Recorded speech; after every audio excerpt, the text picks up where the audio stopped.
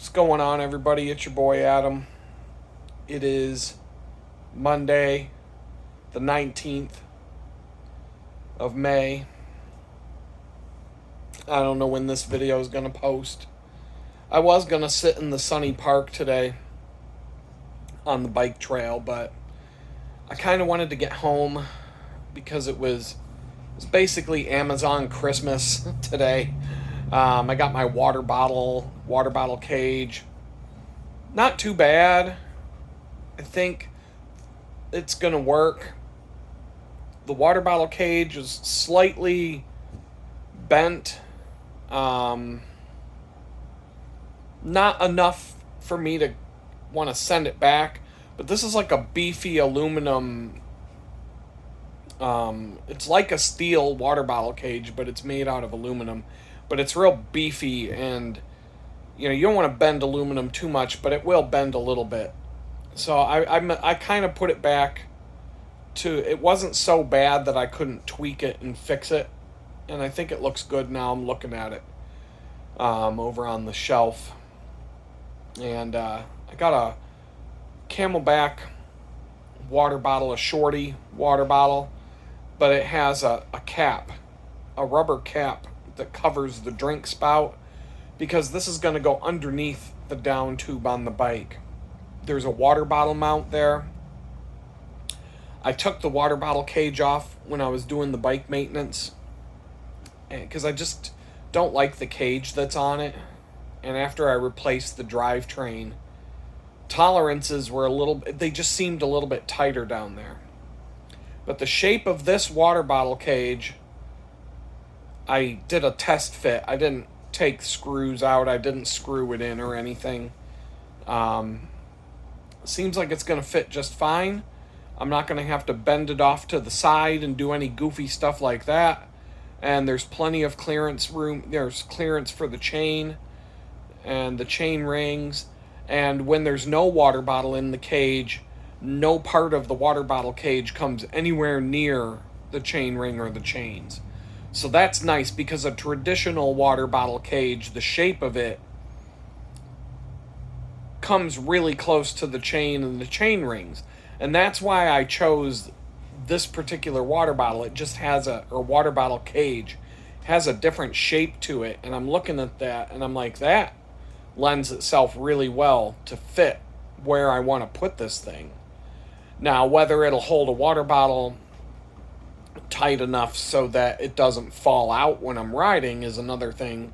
But this is a road bike. This isn't like I'm going mountain biking and going flying down trails and over rocks and stuff like that. In fact, if I was mountain biking, that magnetic water bottle cage, that $50 water bottle system,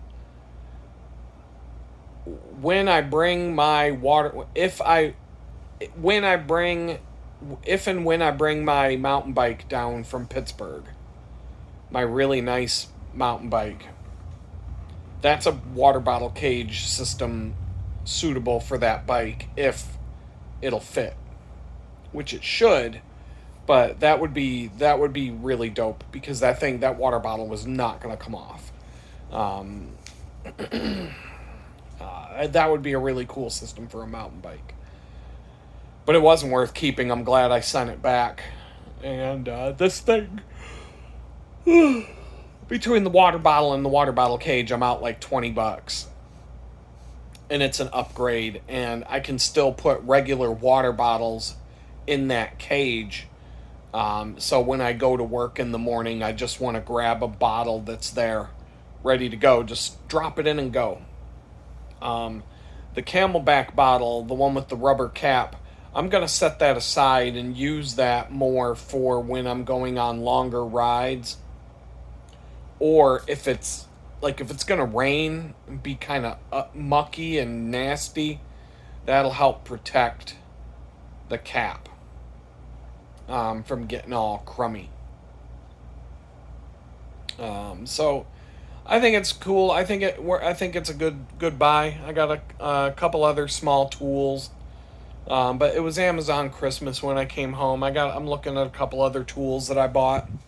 Just Nothing crazy, nothing expensive, just some things that will come in handy, especially down the road.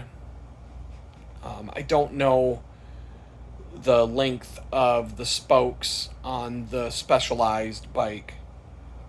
And I got a spoke measuring ruler. It's got like a special thing you hook your spokes into, and it'll tell you exactly how long your spokes are. Um, did I need that? No, I just, I can use a tape measure or some other ruler, but this thing is more accurate, and it's also got bearing measurements. So if you take the bearings out of a hub or something and you want to get new bearings, you want to put new bearings in, you can measure what size they are with this ruler. There's little holes at different sizes that you can use to measure the bearings. And that's it. That's what it is. A Park Tool special ruler for your bike shop. I'm just slowly building up the bicycle toolkit, piece by piece. And I got a little universal spoke wrench that I can keep in my bag, and it came with a wheel alignment guide that you can clamp to your.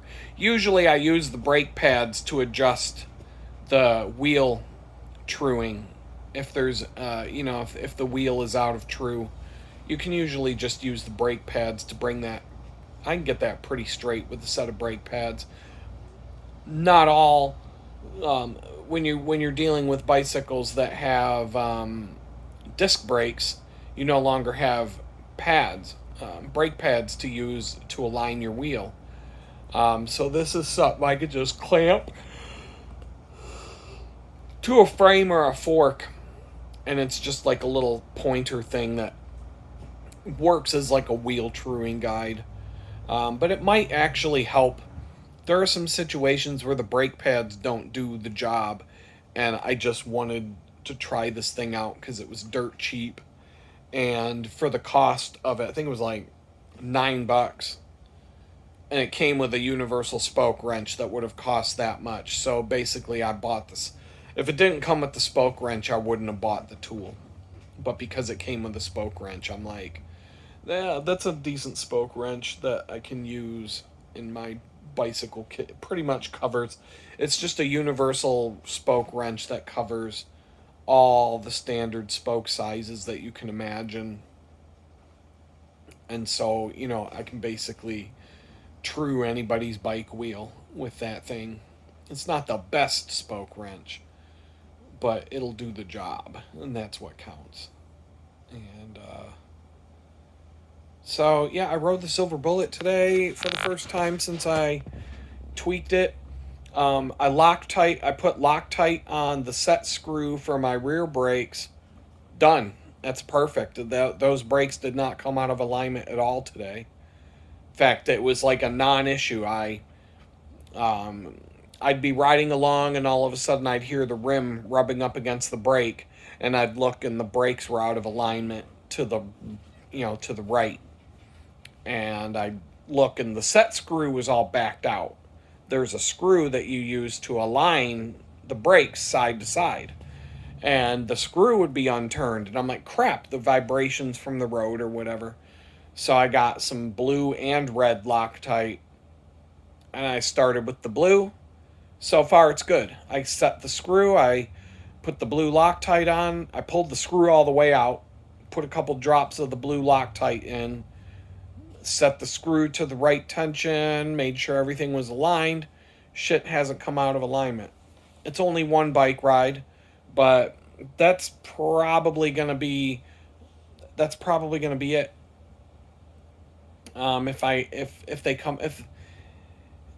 If I ever do need to tweak the adjustment, I'll still be able to turn the screw. Loctite will not completely lock the screw from ever being able to be turned again, but I'll need to use a screwdriver. It shouldn't just shake itself loose from the vibrations of the road and whatnot. I was able to I put my brand new water bottle cage in. My profile design water bottle cage holds my coffee bottle super tight, but there is a little bit of vibration. I kept hearing a vibration on bumps in the road and stuff, and I stopped the bike at a red light when I was waiting for traffic and waiting for the light to turn green. I started bouncing. One thing to do to check for loose something, if something's loose, you just pick up the front wheel and let it bounce. Just pick up the stem and the handlebar and let the bike bounce. And just listen for anything that's rattling. It'll pretty much clue you into what's loose if something's making a noise. And it turned out to be the water bottle in the cage, which, alright, fine. If I wanted to be super anal, I could put a piece of duct tape somewhere to dampen the sound, but that's not something I care about. I only cared about it if it was something, a part of the bike that was causing that noise. But pretty uneventful day, to be honest. It was a pretty chill day at the bakery. I have to lift boxes and put all the heavy stuff away, but our order for this week was like half of what we'd normally do. So it didn't take as long. It still takes a little bit of time. One thing is, if you get one bag of flour, or if you had one bag of brown sugar, you still got to lift all the bags that are already on the shelf off the shelf, put the new bag on, and put all the old bags back. So sometimes it's better if we have 20 bags of whatever and nothing, and because we're almost out of stock. It's almost better that way because you don't have to rotate the old stock if it's all gone. Oh, man. Oh, I had some other interesting... I was trying to figure something out this afternoon. Just something that we're baking this week that it's hard to explain, but I tried 6 different ways of pressing these things, and the middle keeps rising too much. And they're not supposed to. And it's not like nothing's ruined and it's not bad. It's not going to taste bad or anything like that. It's more presentation. But I tried pressing these things 6 different ways, and the only time the middle didn't rise too high is when I pressed it so hard that I literally pressed straight down to the baking tray, to the point where there was like no dough. So there was no dough to rise in the first place. But the thinnest layer of dough in the middle would still puff right up, and just the thing didn't come out right. They came out fine in terms of how they'll taste, and nobody will know because there's toppings on it and all this. So it's not a big deal. But it was just one of those. I had a really good technique for putting these things, like they looked really nice when they come out of the oven, but the middle needed to be not as thick. And you'd be amazed at how hard I was pressing these things and how thin they were in the middle when they go into the oven, and then poof, they just pop. Like, it's crazy. And then finally, at the end of the day, I did like 6 I did 6 test bakes where I'd just take a single one, throw it in the oven for 12 minutes, and see what it come out like. Because I'd try a new technique, and I'm like, let me see if I can figure this out. And they didn't matter. Didn't matter what I did, they wouldn't work. It wouldn't work right. So I'm like, I give up. Finally, I gave up. Nobody's gonna figure that one out. And nobody. It's not even that big of a deal. It was just, sometimes I get stuck on something and I'm like, I want to figure this out. And then we had fun today. Everybody I work with on the days that I work, I really like the people I work with on those days. One nice thing about this manager that works there now is that she tends to give people a regular schedule. Whereas the previous person who did the schedule there didn't care. Would just my schedule would be so completely random, I could not predict it in any way, shape, or form. I might get 2 days with, I might get 12 hours in a week, I might get 38 hours in a week. I could be doing clopin, all these random shifts, morning, work like 7 in the morning till 5 in the afternoon, and then the next day 4 in the afternoon till 10 o'clock at night, followed by 7 a.m. the next day till, like, it was just all over the place. Now it's very regular. My schedule's been the same every week for weeks, and it's basically whatever I ask for. But I'm only asking for the 2 days a week right now. Just because of the distance involved and the fact that I have other things I can do.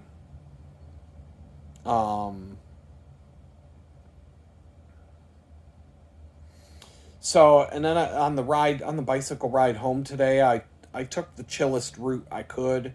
I had a headwind all the way home, and I was just drained and just didn't want to. I wasn't like I didn't want to ride, but I'm just, on Mondays, I'm pretty much out.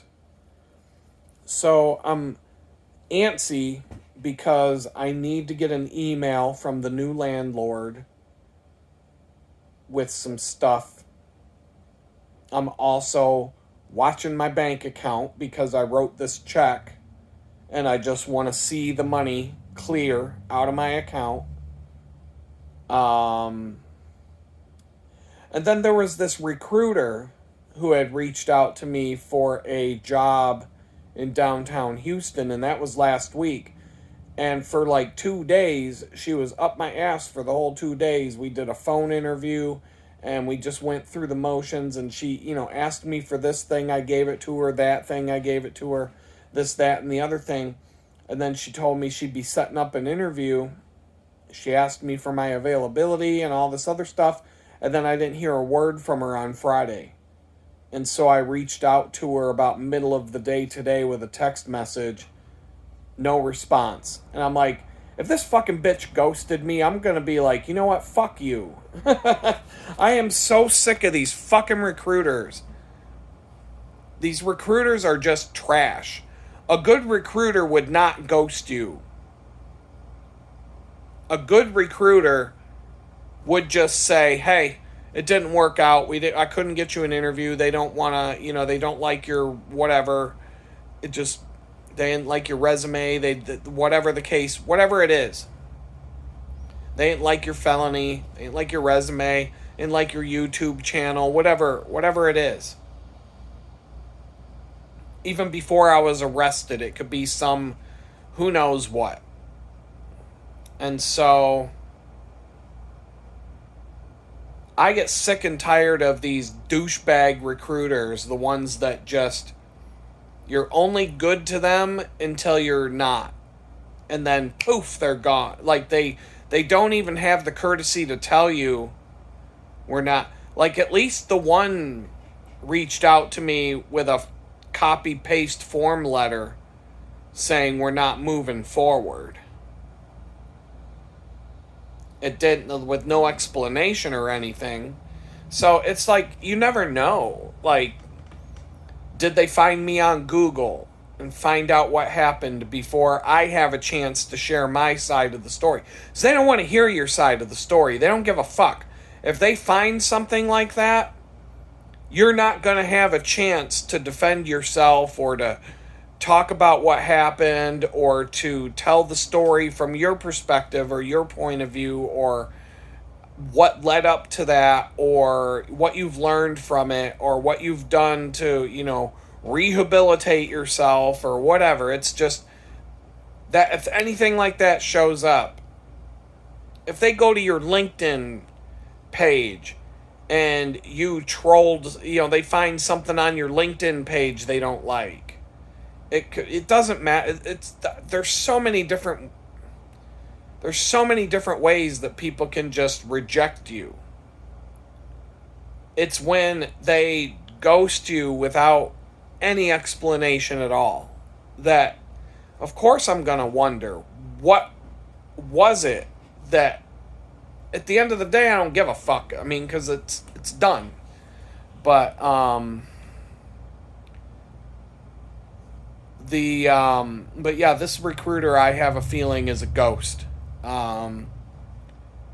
Seemed like I was going to get an interview, and we go from there. I don't even think that's going to happen. I'm wondering if, the one thing I would like to know is if any references that I'm giving, because I have a list of people who told me they would give me good references. If I find out one of them gave me a shitty reference, that would really, that would be a issue. I'd have to obviously not use them as a reference anymore, but I don't know. It's just strange. I don't like it when it's one thing to get ghosted, like you go on a first date or whatever. Let's say you go on a first date and you're just not feeling it right off the bat. You're like, no, I'm not feeling this. Maybe she's not feeling it. Maybe you're both not feeling it. Maybe it's me. Maybe it's her. Whatever. You, at the end of the date, you do the awkward hug. You walk away and you're like, all right. And you just never talk again. She might text me. I might just be like, delete. I'm not even going to respond. She'll figure it out. A couple of texts maybe, and then I never hear from her again. Vice versa. I send a text, you never get a response. Maybe I'll send a second text. Depends on if I've got something witty to say that might provoke a response. And if I don't get a response on the second text, forget it. We're not going to do strike 3. So, but it's different if you go on a date. Like, let's say you go on a date and you have a really good time and you feel like maybe a little makeout session at the end of the date, right? Maybe it went well. Like, well enough that you're like, okay, I could see myself going back out with her again. Maybe you didn't go crazy and you didn't end up at each other's house, or, it wasn't like that kind of date. Didn't go that well. But let's just say it went good enough that you're like, okay. Like, you're looking forward to meeting up with her again, or vice versa. You're a girl and you would hope to go out with him again. And then you send a few text messages throughout the week and you decide, hey, let's go out again. How about Friday? Yeah, that sounds good. Okay, what do you want to do? I don't know. Well, I'll think of something and I'll let you know. Or whatever.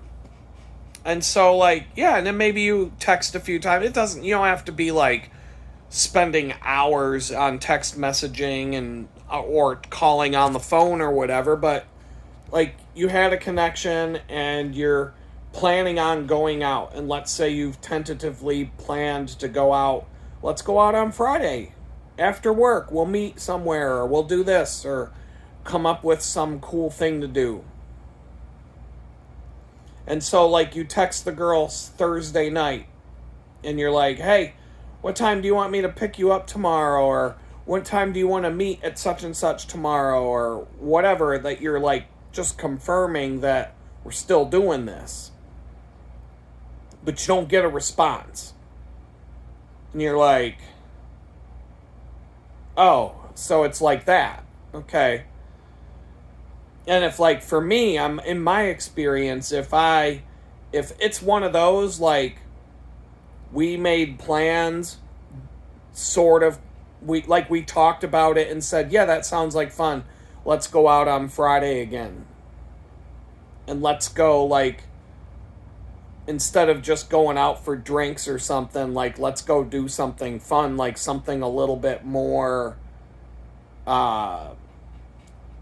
adventurous or whatever, a little less of a boring dinner movie or dinner date or whatever, like, let's go do something.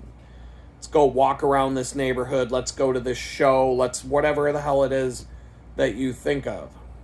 And then the night before, you're like, what time do you want to meet tomorrow? Let's get this squared away. And just no response. If that happens to me, I will not even send a text again on Friday. I'll be like, I sent that fucking text. If you're not gonna, if I sent that text on Thursday after work, like 6 o'clock, and here it is lunchtime on Friday, and I didn't get an answer to that, fuck you. I'm not sending another text. I'm not gonna be like, what's going on? I didn't get, you still want to go out tonight? No, fuck that. If she wanted to, she's gonna send you a text back with a time. Or she's gonna answer whatever question you asked. So that's her. She met Chad. She's got a date with Chad now. She's not going out with you. So she's like, you know what? Fuck it. I'm not even gonna respond to that dork. And, maybe if I've met a hotter chick and had a date line and was like, you know what? And if she told me I can only let's go out on Friday because I'm busy Saturday, I might have to be like, well, all right, Friday it is. So, I mean, all I'm saying is it's always better to be the ghoster than the ghosted in any situation. But it's one thing you go out on a date, you have a couple drinks, and you're like, nah. That's like going on an interview for a job and never hearing back. Like, you thought it went well, maybe they didn't, or you thought it didn't go well, and you're like, yeah, that, or you didn't like it, and you decided not to follow up, and they didn't follow up with you either, or whatever. But, like, sometimes you go on a job interview, you walk away, and you never hear from them again. Nothing. You go on the interview, you leave, you never get an email, a call, you never get any feedback at all. It's just, poof, done. But this was like I went on an interview, and then we were talking about getting together again, and then you get ghosted. Out of, like, the day before you're supposed to go out on your date, the second date, you get ghosted the day before. And that one's the one that's like, that's some fucking bullshit. I'm sure I've done it. It's happened to me. I'm sure I've done it to others. I'm sure I'm not innocent of that. I mean, it is what it is. It's just, and it's part of the game. So it's not that big of a deal, but Friday I was willing to, like, because I didn't hear back on Friday, and I was like, well, it's Friday. People are, it's the weekend. People are just ready to get the fuck out of their office. They're trying to get their work done and get out. If this woman's setting up an interview for me on, Tuesday or Wednesday, I said I wasn't available on Monday. But if she's setting up an interview on Tuesday or Wednesday, I might not hear back from her until Monday. So I didn't put that much stock into it. And then today, I was like, I wonder. So I gave it some time till around lunchtime. I didn't get an email or any text or a phone call or a voicemail or anything. And so finally I was like, all right, I'm going to send her a text, quick text.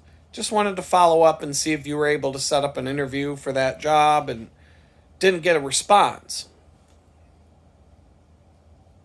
So since it's a job and not a date situation, at some point tomorrow, if I don't hear from her, I'll try to call. If I get a voicemail, I'll leave a message, but that'll be the last of it. I might send an email after the voicemail, just to be diligent and do my due diligence and follow up as I'm supposed to. But with the understanding that you just got ghosted, and at that point, if I don't, at that point, I would expect any response I do get to be the copy and paste, we're not moving forward with your candidacy email. So, and it's just another example of, it's like, it would be the easiest path to get back on my feet if I could just get a job doing what I was doing before. And I know a lot of you fucking dirtbags in the troll section think that I don't deserve to have a job doing what I was doing before because I made a mistake. And then you're like, well, I guess you're just going to have to be like everybody else and go get a real job. That's what a lot of you blue collar retards turn around and say, because you live in that mentality of, it's not a real job unless you bust your ass and break your back with physical back-breaking labor for 12 hours a day, punching a time clock and keeping your head down and doing what you're told all day. But, smart people who sit at a desk all day and write code or do other work that's actually hard to do, just as hard as physical labor can be. I'm not dissing physical labor. I'm worked my ass off at a bakery all day, lifting heavy bags and baking, and my hands are raw right now from all the shit I did today. I take pride in my work even when I'm there. I try to do the best I can. I try to learn as much as I can. I try to be the best fucking baker I can be. And we have a good time. We joke around. We had a really good time today. In fact, the longer I've been there, the longer I'm there, the more I get to know the people there, the more I like being there. It's, at first, I'm not gonna lie, at first I didn't like it for different reasons. But it gets better and better as time goes on. I'm not even talking about the money, but it's not a bad place to be. There's a million worse places that I could be working right now and be absolutely miserable and way more stressed out than I am right now when I'm there. But there's like this whole mentality of, like, if I was a truck driver, that people bring up the truck driver thing. If I was a truck driver before I was arrested, the dirtbags in the troll section wouldn't be like upset that I was trying to be a truck driver again. But because I'm trying to be what I already was again, and I worked in software, oh, you're a fucking piece of shit. You can't do that anymore. You're a fucking scumbag. You made a mistake. You're not allowed to have a good job ever again. Fuck you, I'm not allowed to have a good job ever again. Who the fuck made up that rule? There's a lot of people who have gone to fucking prison and come back to having a good job again. In fact, there's a programmer that I got to know in prison. And I just saw him on LinkedIn. I didn't reach out to him and say hi or anything, but I saw him on LinkedIn. I was just curious because he's a programmer. And he got convicted of the same crime I did. Interstate threats. Long story short, he's working again in his field, probably making $200,000 a year right now. Maybe not. But he's making enough money that he's not struggling financially. Did he deserve to have his job back or to go back to working in his chosen profession that he's been doing his entire life? Does he not deserve that and he just got lucky? That's like, well, what jobs do people deserve to get back when they go to prison that they already had before they went to prison? But other people don't deserve to have a job doing what they're good at and doing what they've been doing their whole life. Like, where does that line get drawn? What jobs and what people don't deserve to do that and come back to that, but others do? I'm just sick and tired of this. I don't have any kind of disrespect or hatred of blue collar jobs. But I absolutely fucking cannot stand the peasant mentality of the blue collar mentality. This whole keep your head down, do what you're told, punch your time clock, and go home and have no fucking ambition in life and no drive to do anything better than what you're doing right now. And, and anybody that does have ambition and goes after things and pushes themselves and achieves something, they get hated for it by the factory worker that just keeps his head down and punches the clock, and then punches the clock when they take a break, and punches the clock when they come back from their lunch break, and punches the clock when they mope over across the parking lot to their car and go home. And I grew up in a blue collar family, and my aunt and myself are the two people in the family who didn't have that blue collar mentality. We actually went out. My aunt was extremely driven and went and started all kinds of businesses and has done all kinds of crazy shit in her life and made money and done all kinds of things. And and they hate her. My whole family hates my fucking aunt. The way that, like, whenever, and I don't talk to my family, I'll never talk to anybody in that family again, because the only ones that ever gave a shit about me are all dead. So, and that's, that happened a long time. That's you're talking 10 years since the last one passed away. But when I'm home, or when I would be home, surrounded by my family, and it didn't matter who in the family, they would all be talking shit about my aunt nonstop. And I'm like, do you ever fucking stop talking about her? About how much you can't fucking stand her? And, like, she was like the black sheep of it all. And then and I'm like, so this is exactly, so when I'm not here, you can replace all this fucking shit talk, but instead of aunt, so-and-so, it's Adam, and this and that, and Adam this, and Adam that, and Adam. Like, the blue-collar mentality, because the two people that decided to leave that podunk hillbilly shithole town and go do something with their life and actually chase after things and build a career and whether you make money or not, but actually have the balls to go out and do some things and not fall into that, I'm just going to be the bare minimum. I'm going to show up and punch my time clock and do an honest day's work for an honest day's pay. Fuck that shit. The honest day's work for the honest day's pay, that's like the biggest fucking lie out there. That is the biggest fucking lie out there. You're not, the honest day's work for the honest day's pay means you're getting fucked in the ass and taken advantage of, and you're not even doing one fucking thing, one iota, to live up to what your potential actually is. But I'm just gonna get an honest job with an honest day's pay for an honest day's work, and I'm gonna punch my time clock and do my time, and then I'm gonna come home and eat me a nice TV dinner and sit in the lazy boy and watch football and drink beer, and that's the American dream right there, isn't it? Fuck that. So, no, I don't have that blue collar mentality. I fucking hate that shit.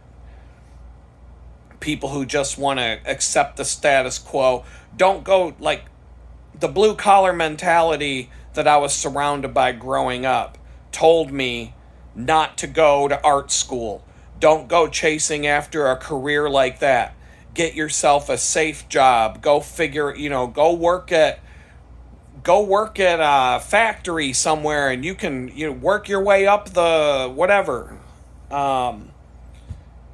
And I'm not, like I said, I don't have a problem with you want to drive a truck for a living, that's great. You want to work at a factory and that's what you want to do. I'm not saying that somebody has to do these jobs. I would do these jobs if I could find one that would hire me right now. Once I get settled into my new place, I'm going to reach out to some temp agencies and see if I can find some. I'll work in a fucking warehouse. I'll work in a job that I'll work somewhere doing physical labor. But it's not going to be my career or my life's ambition to get a job like that and then just stick around and that's what I'm going to do until I die. That's like a temporary band-aid to stop me from bleeding out till I figure out a better thing to do. That's the difference. The blue-collar mentality would be go get that job at the warehouse, go get that job at the factory, and once you got it, that's it. That's your job. That's what you do from now on. Just settle in, settle for what you got. That's the best you can do. Punch that time clock, do what you're told. Work the shift, whatever it is, there's no ambition to go and do anything more than that. And then the people that do say, you know what, this isn't good enough, I'm going to do something better, and go out and take risks, bust their ass, network, learn something new, educate themselves, do whatever it takes to get to that next level. The blue collar mentality people, they fucking hate those people because they look at that and they're like, it's like jealousy. And I just saw it. I grew up in this shit, surrounded by it. And I would always get these snide ass comments, and it's just like it's just like the YouTube comments when I have a bad day or something doesn't work out. Oh, they love to rub salt in that wound, don't they? They love to show up and leave a shitty comment. So if I was in my graphic design career or whatever I was doing, I lose a job, these blue collar motherfuckers would just start rubbing salt in the wound. Well, you could have got a steady job at the factory and you wouldn't have lost your job then, huh? But you had to go chasing after your bullshit artsy fartsy stuff, and look where it got you. It's like, yeah, call me back in 6 months, fucking asshole, and we'll see who's making more money. And, a few months later, I have a new job, making more money than I made at the old job. What are you doing, you fucking dingbat, working at the fucking factory for $10 an hour? I just doubled my pay. So, yeah, I lost my job because Mr. Artsy Fartsy worked at a company that was going bankrupt, and there was a big layoff, and half of the fucking ad agency was sent packing, and then I went and got a new job making twice as much as the one before. But I had to work for it. I had to bust my ass and network and do what it took to make that happen. But it's like the people that go off to Hollywood and, there's going to be a lot of people who are just like shitting all over them. Why are you doing that? Why don't you just go work at the factory? Why don't you just go work at the factory, Jim Carrey? Nobody, you're a funny guy, but nobody's going to want to hire you to be in a movie. Just go work at the factory, Jim Carrey. You know what I'm saying? Now that motherfucker never has to work. Ever. Not for a single day. Never for the rest of his life. And he's never going... He could just spend money all day long and do nothing but spend money. And he would never be poor. Because he makes so much money from the money that he already has that he'd never even be able to spend it all. Because once you're that rich, they said something like Michael Jordan makes like $20,000. I'm just making some shit up, but something like Michael Jordan makes like $20,000 every minute or something like that of the day, even when he's sleeping. So that motherfucker, he can just spend if that motherfucker made a full-time job out of doing nothing but just, what shit can I spend money on right now? I need to spend more money. I need to spend money. He could just start a business where all he does is spend money. And he'd never be able to spend all the money that he has. And in the meantime, he's making $20,000 a minute. And so I just spent $5 million, but I made another 10 today. What am I going to do? I guess I'll try to spend 10 million tomorrow. What's the most expensive car? How about, can I buy another jet? What about how many houses do I have? Can I buy 3 more? And you can just do that every fucking day, and the motherfucker will still be richer the next day than he was the day before. And I'm not saying that that's the goal I'm pursuing or that that's the life I want to live. All I'm saying is, what if Michael Jordan's mom said, you don't need to be playing all that basketball with your friends. You need to go work you just need to go to work at the Ford factory. You know, if Michael Jordan grew up in Detroit, his family was like, you just need to go work for General Motors. Get that basketball shit out of your head, boy. Go work at General Motors. Get yourself a real job. Where the fuck would Michael Jordan be now? He'd probably be unemployed because General Motors sent all the fucking jobs to Mexico, and he'd be smoking crack. But instead, he chased after the basketball that he was good at, and now he makes $20,000 every minute, even when he's asleep. So that's all I'm saying. Do what you want to do. I would never, ever tell my kids, go get a real job. Go get a steady job at the factory or what. I was never like that with my kids, ever. My daughter, when I would ever talk to my daughter about what she wants to do for a living and whatnot, I would be realistic with her and I'd say, well, she's got a master's degree, but she's in a line of work that doesn't pay as well as some other lines of work could get paid with a master's degree.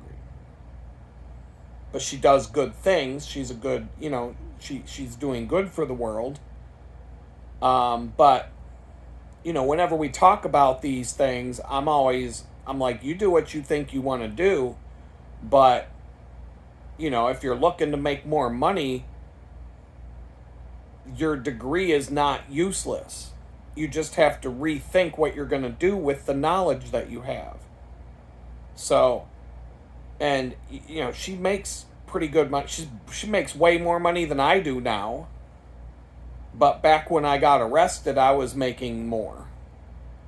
Double the last I knew, I was making at least twice as much as what she makes. But she isn't, hurting. But now I'm struggling to make 30 grand in a year. I'll be lucky if I cross that line. And, but, there are these trolls out there who think I should just, crawl into whatever fucking factory or go work on an oil rig somewhere or whatever the fuck. They always pick some back-breaking job that, and it's like, I don't have any experience doing any of that shit. I've never worked on a fucking oil rig. That's not like they'll just hire anybody off the street to go do that shit. If they would, how many fucking crackheads would already be doing it? So, no, they even those kind of jobs, they want someone with experience or experience doing shit like that. They're not going to want to hire a guy who spent his whole career sitting in a fucking chair in front of a computer. That's part of the reason why I can't get the low-paying jobs anywhere. Either the background check or they look at... What am I supposed to do? Just make up a bunch of bullshit on a resume or on a job application and just outright lie and say, oh, I used to work at Home Depot, I worked at Lowe's, I worked at McDonald's, I worked at all these jobs I never had? Some people have actually said, yes, that's exactly what you should do, and that's bullshit because they can verify that.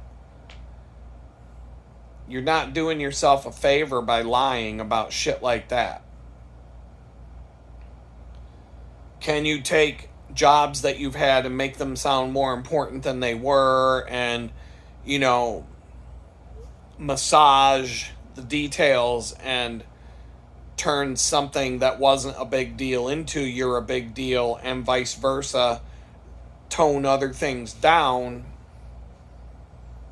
You know, like I could talk about working in an industrial kitchen serving 400 people per meal, blah, blah, blah. I don't have to necessarily say it was an inmate at a prison.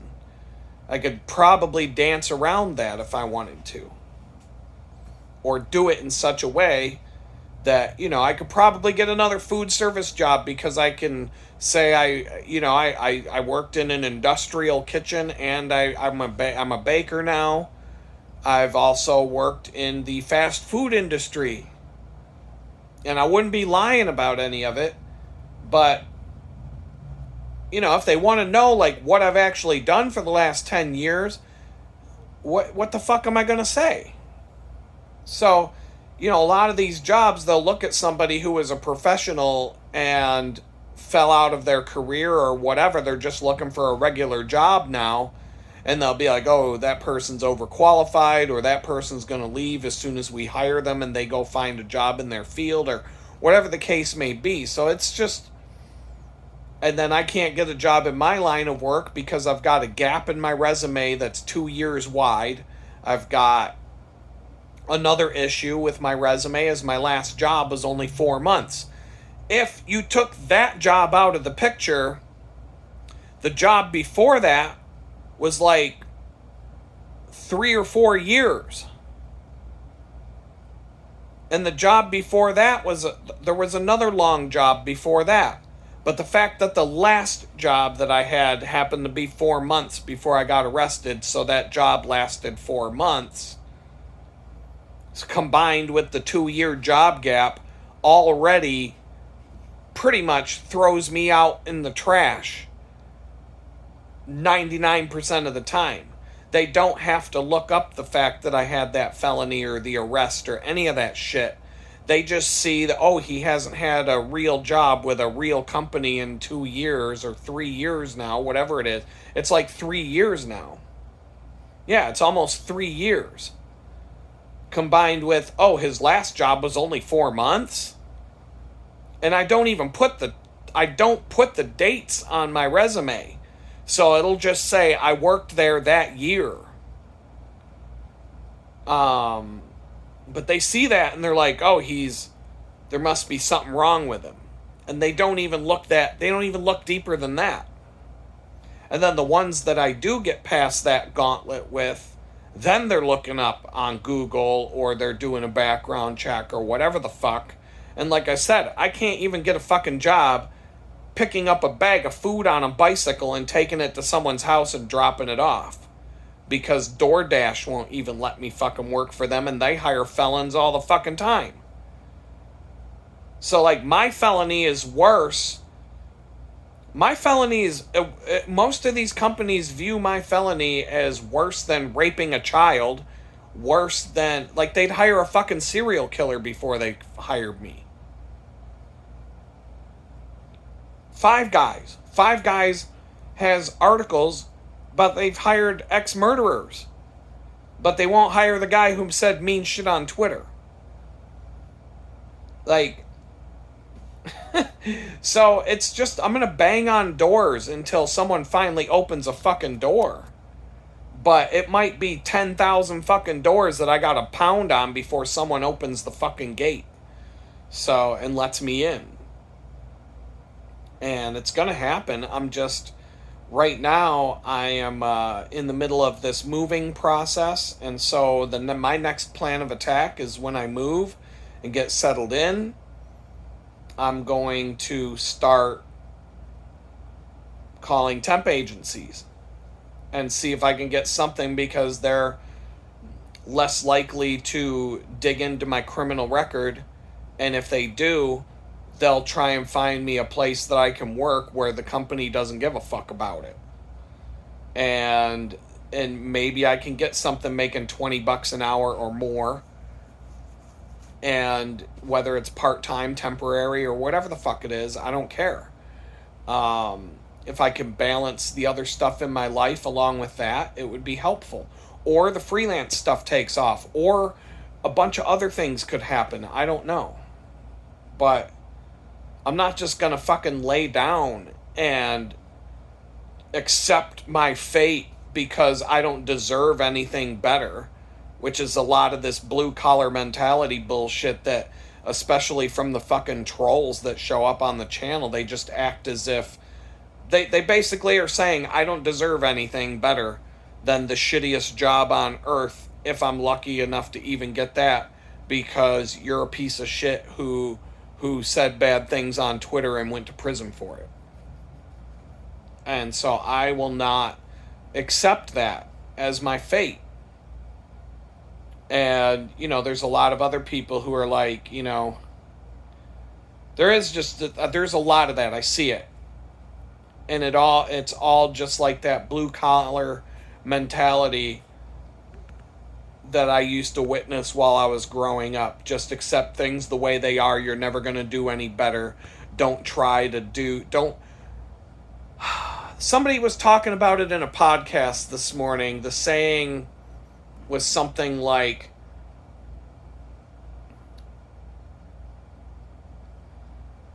you're on a farm and don't stick your head up too high because the farmer is going to come along and cut your head off, or something like that. Don't be the blade of grass that grows too tall, that grows above the other weeds, because you're going to get your head chopped off when you do. Just keep your head down and go with the flow and blend in, and don't try to be better.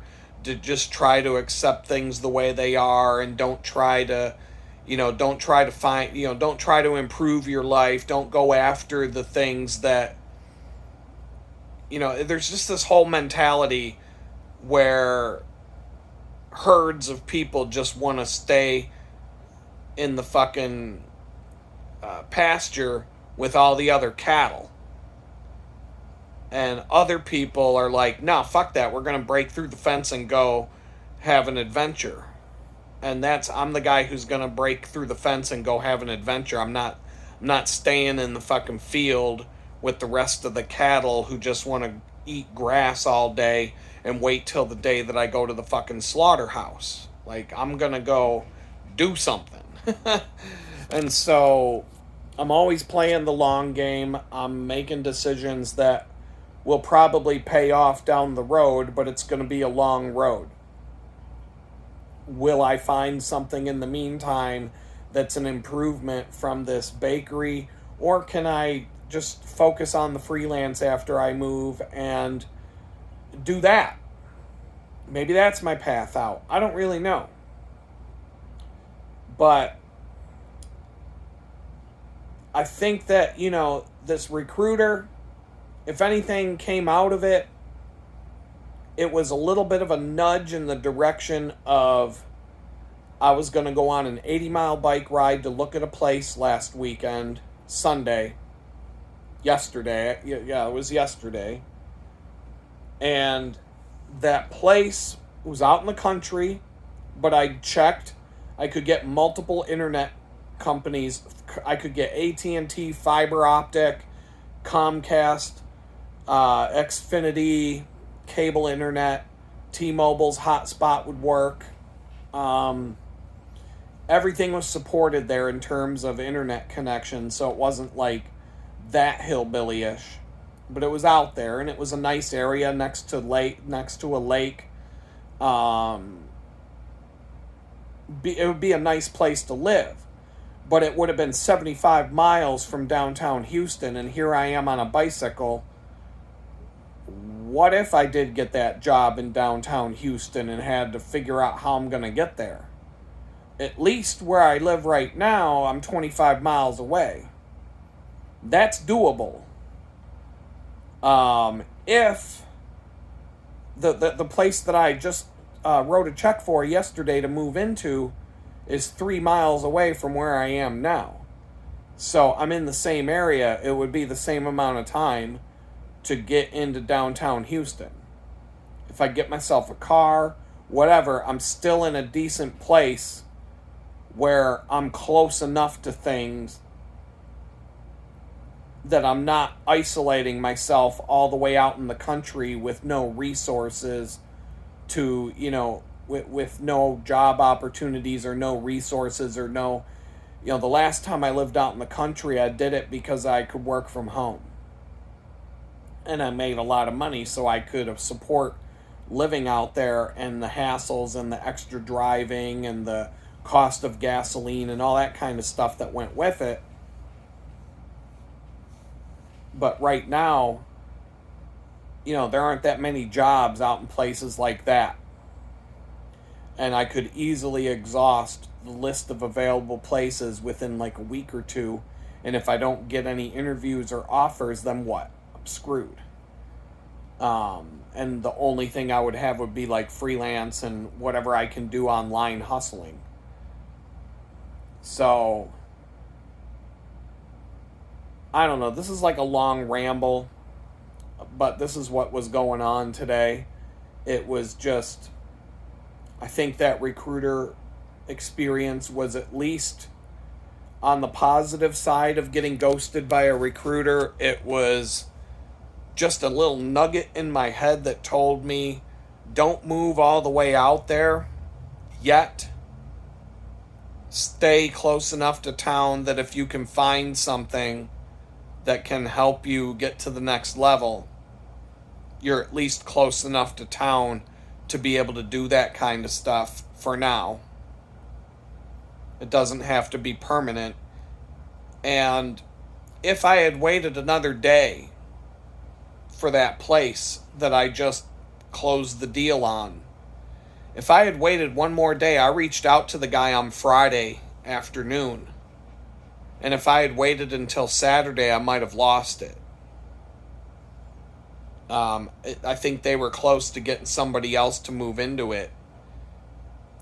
They could just be bullshitting me to light a fire under me to go over there and close the deal. But we were talking, and it seemed like I just made the cutoff on that one. Like if I had waited until Saturday, I might have lost out on it. And then I'd be back to square one looking for a place all over again.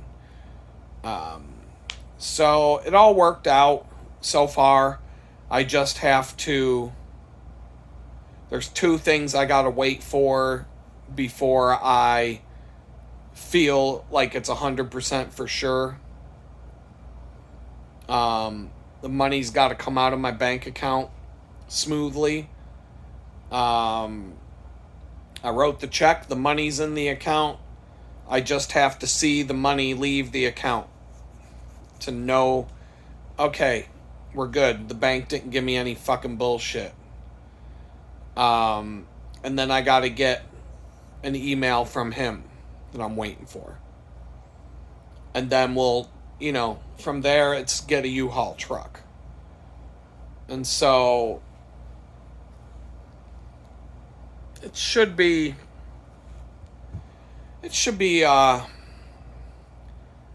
things are wrapping up and things are moving in the right direction. I don't think it's going to be 100% smooth sailing, but I don't think it's going to be, I feel like I'm going to be much happier moving to this place. It's a better place in every sense of the word. It's an upgrade. It's not the place I wanted, but it's an upgrade. It's cost effective. It's a little bit of a bump up in price, but for what this landlord, the slumlord here wants to charge me to live in this fucking dump, it's really not much more than that. And it's way better for the money. Way better for the money. I'll take you on a tour when I move in. I got to clean it up a little bit. If they said they're going to clean... This will be the landlord's test for me. He said he was going to do a few things. Is he going to do it before I move in? We'll see. I've been told that before. We'll see what happens this time. But the place is livable as is. Just all he has to do is put the refrigerator in that he says he already has. He's just gonna bring it in and plug it in. Everything else that he says he's gonna do or wants to do or whatever the fuck can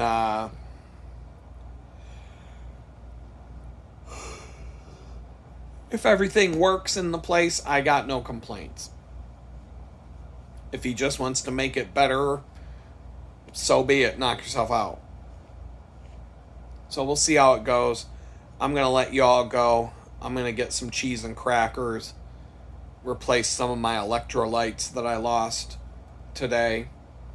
Still not too hot. It was like 90 something degrees today, bit humid. Still not too hot.